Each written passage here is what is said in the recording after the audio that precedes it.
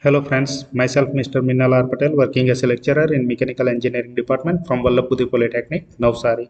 Today I will discuss about the practical of Charpy impact test for the subject strength of materials, subject code 3331904.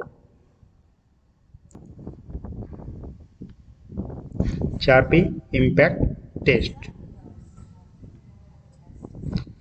The standardized Charpy impact test has been designed to measure the toughness of materials under impact loading and multi-axial stress. A pendulum impact testing machine is used to do so. The pendulum on the machine has a heavy weight at the end. This is lifted into the starting position in step 1. Then the tester checks whether the testing machine has been adjusted accurately. In order to do this, he turns the drag indicator downwards and releases the pendulum without a test specimen. The drag indicator stops at position 0. This proves that the pendulum has the correct starting position and that the friction is correctly compensated. The machine is ready for the test. First test, strain edge plain carbon steel S235. This is our test specimen. It has been machined to standardized size and shape with the characteristic V-shaped notch. The tester places the specimen on a support in a lower part of machine and adjusts its position with a centering device.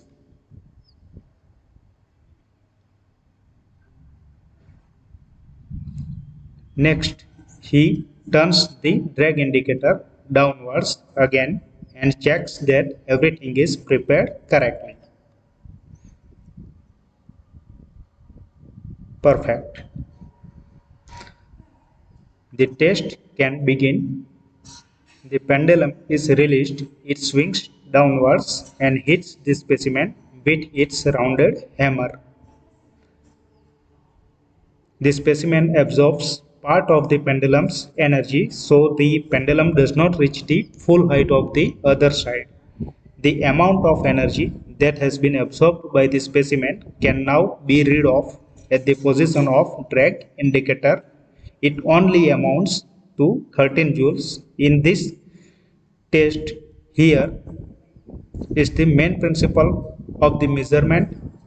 In its starting position, the pendulum only has potential energy. It is given by mass of the hammer m times gravitational acceleration g times starting height capital H. After the pendulum has been released, the hammer moves downwards, hits the specimen, and then only swings to height small h. Exactly at the first reversal point, the pendulum again only has potential energy, which is m times g times small h. The energy that has been absorbed by the specimen is called notch impact energy kV. It corresponds to the difference between the two potential energies. The first specimen only shows very little plastic deformation. A mostly flat, slightly glittering fracture surface has been formed. This is the another important indication that this kind of steel is only able to absorb small amounts of notch impact energy. It shows mainly brittle behavior due to the strain edging effect. Second test, the second specimen has been made from the normalized steel S235. It is also placed on the support and centered. The tester turns the drag indicator to its starting position.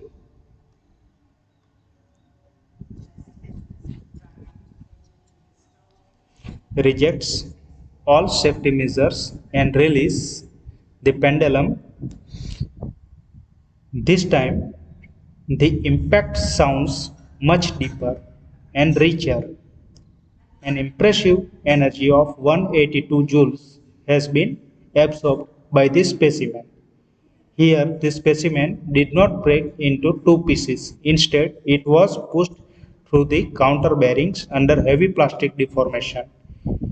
In comparison with the strain edge steel, the normalized steel absorbs much more impact energy and behaves in very tough manner.